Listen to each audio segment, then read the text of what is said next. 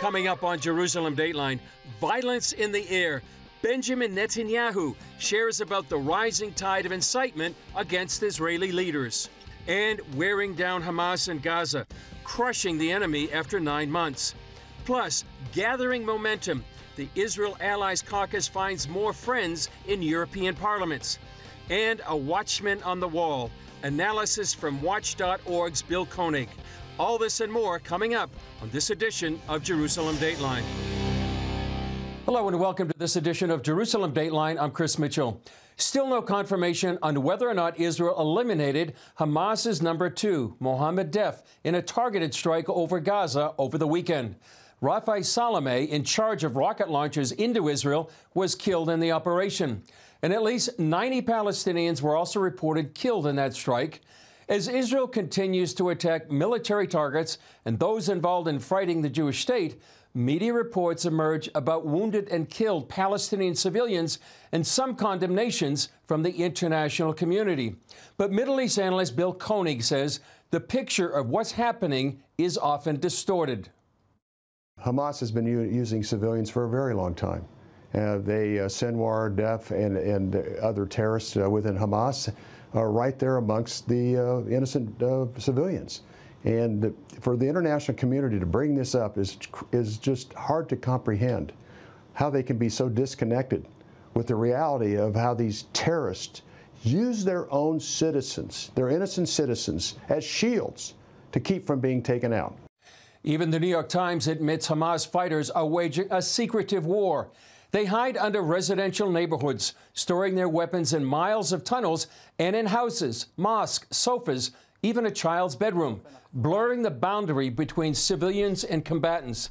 They emerge from hiding in plain clothes, sometimes wearing sandals or tracksuits before firing on Israeli troops, attaching mines to their vehicles or firing rockets from launchers in civilian areas. Well, only 24 hours following the October 7th attack, Hezbollah began targeting Israel's northern communities with rockets fired from Lebanon. 9 months and thousands of rockets later, this undeclared war is having a deep impact on the region's economy, environment, and its people. Since the almost daily barrage began, life here is a dangerous and potentially deadly place. Noah and Ner Baranes died in a rocket attack July 9th, leaving behind 3 children. They're among dozens of civilians and soldiers killed by Hezbollah. Now, most communities along the Lebanese border stand nearly empty. Another casualty is the land itself, due to wildfires created by the combination of rocket fire and dry summer conditions throughout northern Israel, the Galilee, and the Golan Heights. The fires started by Hezbollah rockets have destroyed tens of thousands of acres and thousands of trees, some planted as far back as 60 years ago. These are the worst forest fires in the history of Israel. Itamar Katz leads forestry efforts on the Golan Heights. I'm kind of young and I'm new in this system. I've only been in the Forest Service for 7 years. But all of the older generation, I mean, I see them, their whole life's work is going up in flames, and it's on purpose. I mean, somebody's doing this on purpose to us. It's not just happening. This intentional destruction, reaching nearly 40,000 acres thus far, is just another part of Hezbollah's goal to drain Israel's resources, wear down its people, and eventually eliminate the Jewish state. I mean, for us, it's huge. I mean, these fires here are equivalent to the fires in Northern California for us. That's how we experience it. Although it might be like a 1,000 or 2,000 hectare fire, which, I mean, it's big in any scale, but in Israel, it's huge. And it's also destroying regional wildlife. When fires starts in the spring, in the late spring, in the midst of the nesting season, then there's a real damage to birds. We're talking about chicks and nests that cannot fly. The parents are leaving, but the chicks are burning to their death, and the birds are losing a whole generation. According to researcher David Zigdon, this war of attrition includes a huge economic hit. As you can see here, all the lab is empty. Usually it's very crowded. We have at Migal almost more than 300 employees.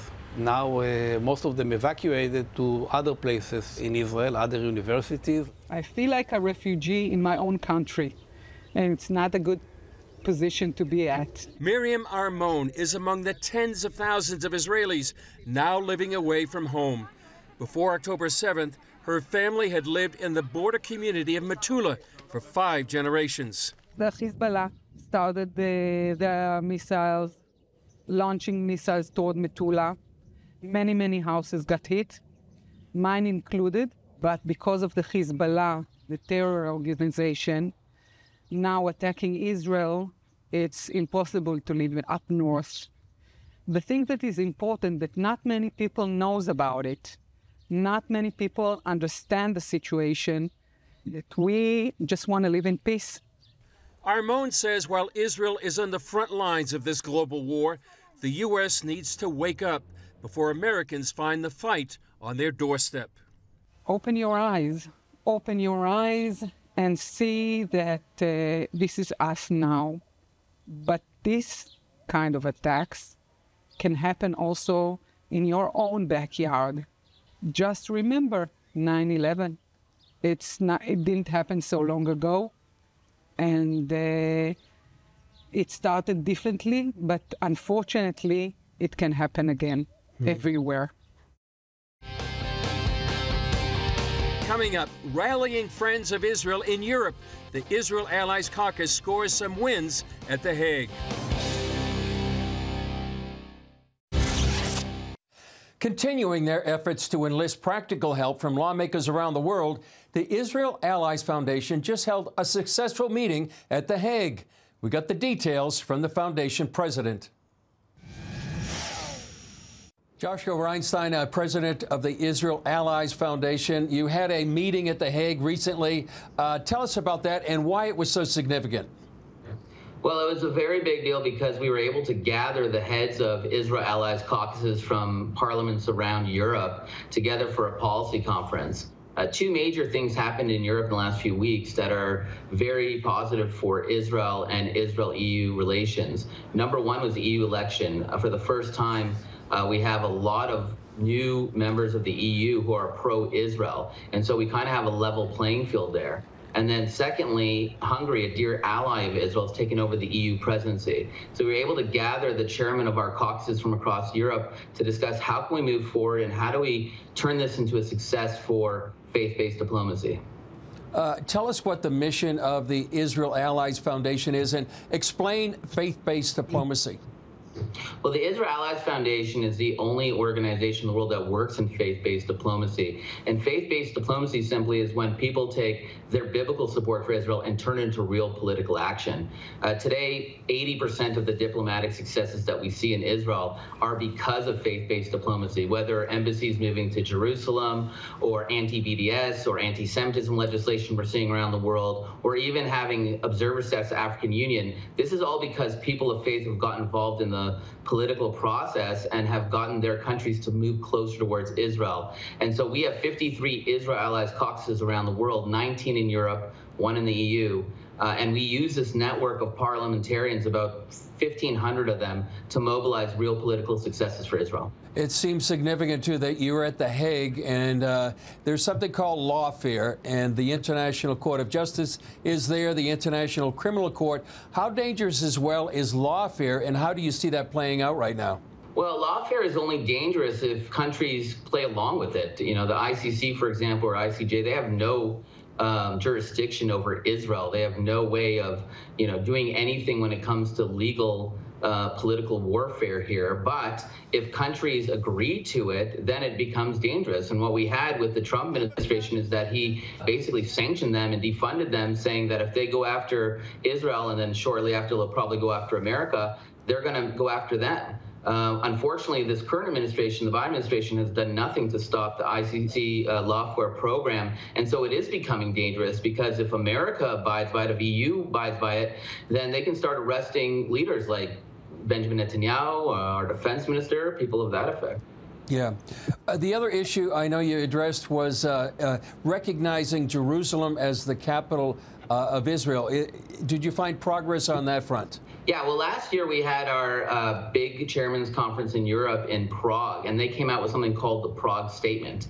That was eventually passed by the parliament in the Czech Republic, and that proclamation stated, and it was passed unanimously, that they're going to move their embassy to Jerusalem. We believe that the best time to move your embassy to Jerusalem is right now, while we're under war, to show solidarity with Israel and to show that people are lining up on the side of freedom and justice. And so we're doing a big push to try to get our parliaments and parliament members and their countries to move their embassies to Jerusalem. Yeah. Joshua Reinstein, president of the Israel Allies Foundation, thanks for joining us. It's great to be on the show, Chris. Thank you. Hours after last weekend's assassination attempt on Donald Trump, Israel's Benjamin Netanyahu released a message that he's praying for President Trump's speedy recovery. He also warned that political violence threatens all democracies, including Israel. Israel's prime minister said the assassination attempt was much more than an attack on just one man. This wasn't just an attack on Donald Trump. This was an attack on a candidate for the presidency of the United States. This was an attack on America. It was an attack on democracy. It was an attack on all the democracies. In Sunday's cabinet meeting, Netanyahu showed a 2-hour video of people in Israel calling for the murder of public officials in general and the prime minister in particular. Netanyahu explained that many in the U.S. said the writing was on the wall before the assassination attempt and that Israel is experiencing the same kind of incitement. We are witnessing a flood of explicit threats of murder and violence against the Prime Minister and the members of his family, and against ministers and public officials. These are not just flagrant criminal offenses. They constitute a direct and explicit threat to democracy. This as Israel continues its fight against terrorist forces in Gaza. Over the weekend, the IDF may have killed one of the deadliest and most elusive Hamas commanders, Mohammed Deif. Mohammed Deif is a master of murders, the Hamas chief of staff, number 2 in the chain of command, and was the planner and leader of the October 7 massacre and of many other terrorist attacks. His hands are stained with the blood of many Israelis. Israeli leaders are saying the 9-month war in Gaza is beginning to crush Hamas. Hamas is being worn down every day, paying prices, and its ability to re-strengthen is very low. The result is that it has no ability to arm itself, no ability to reorganize, and no ability to care for the wounded. In the last few weeks, we recognize clear cracks in Hamas under the intensity of the blows that we are pounding them with. We see changes, we see weakness. While the fighting might have driven Hamas to the negotiating table, the ceasefire talks to release the hostages might have gone off the rails again, as both sides accuse the other of bringing up new conditions. Hamas continues to hold captive hostages from 22 nations, including 5 Americans. Still ahead, a look at world events through the eyes of faith. We'll hear from Bill Koenig from Watch.org. Welcome back to Jerusalem Dateline. I'm joined here in our studio with Bill Koenig of Watch.org. And Bill, it's great to be with you back here in Jerusalem. Thank you, Chris. Always a pleasure to be here. Yeah. First of all, how can people find about your website, Watch.org? It's a daily update on news, right? Yes, our website address is watch, WATCH.org, and we post news every day of the year. Yeah. World news that's biblically relevant with a focus on Israel and the Middle East. Yeah. This is the first time you and your wife have been back here in Israel since October 7th. What's your impressions? Chris, I feel the tension. I really do. I think this was very hard for Israel. But we're spending most of our time in Jerusalem, so people are trying to, stay at their lives, go through their normal lives. But I can sense a level of tension more so than I have in the past. There aren't a lot of tourists here and visitors. In some ways, it's a good opportunity for us to get around to see some sites we want to see again. But when it comes to the people, I feel the tension, Chris. Yeah. And I know many people appreciate when anybody visits here, especially during the war. And you've been a White House correspondent. You follow the news from Washington and Jerusalem. Tell us your impressions about how the Biden administration is really, ever since the beginning of the war, really put pressure on Israel. Well, you know, I spent 20 years at the White House under Bush and Obama and Trump, so I saw a little bit of everything. But the Biden administration has been really focused on the two-state plan and even trying to expand the Abraham Accords. But on September 22nd, there was a tremendous amount of pressure by the Biden administration on Netanyahu on a Israel-Saudi normalization agreement. And Netanyahu was there with his graphics and everything, talking about a new time of peace in the Middle East, a time when Jews and Arabs would get along, a possibility of a two-state plan. And also Crown Prince bin Salman from Saudi Arabia was on national TV during that week talking about in the U.S., talking about the possibility of a deal with the Israelis. And then 15 days later, October 7th happened, Chris. And, you know, here's a guy that's going to bring peace to the Middle East, Netanyahu. Some of us are concerned what kind of deal is he going to cut with the Saudis, having to do with the Temple Mount, sovereignty, things like that. And then all of a sudden, he is public enemy #1 for the international community. Yeah, yeah. You talk a lot about that connection between how the U.S. puts pressure on Israel in your book, Eye to Eye, that you keep updating. But you also came just from the Hague, something called the trial. Tell us what that was and why you thought think it's so significant. Well, Pastor Jack Vandertang had a vision and had an idea of presenting a conference in The Hague that would counter the International Court of Justice. In 2022, the International Court of Justice asked the nations to come up with their official position on this land that they consider Palestinian, that Israel is the occupier. So about 53 countries submitted their perspective on the land, and they were going to release it in 2023, and they didn't. So what we did is a conference to counter the International Court of Justice. We had Andrew Tucker give the legal, I gave the biblical and also the consequential of the land of Israel, the biblical right that Israel has to this land, and also what happens when people, presidents or world leaders attempt to divide the land back to the eye-to-eye thinking. And it was powerful. It was 2 days, and we created a decree, the one-page decree that's very solid biblically, that pointed to Israel's right to all of this land, the covenant land, and that they were not occupiers. And then on Thursday, July 4th, Jack Vandertang and a bunch of us went to the Peace Palace, where the International Court of Justice operates out of, and presented the decree to the Secretary General's office. And then a week later, we are hearing that the International Court of Justice, going to be this coming Friday the 19th, is going to come out with their official position on the land of Israel. So in some ways, I think we wanted to let the 15 members of that court understand Israel's biblical right to the land and judicial right back to San Remo, which Andrew Tucker provided, and that you all are on the wrong path, that this land is for the state of Israel, and Israel has the right to this land. So it very likely could have been a catalyst to force the International Court of Justice to make their public opinion. But Jack's been in contact with the office. He's still trying to meet with other members of the court.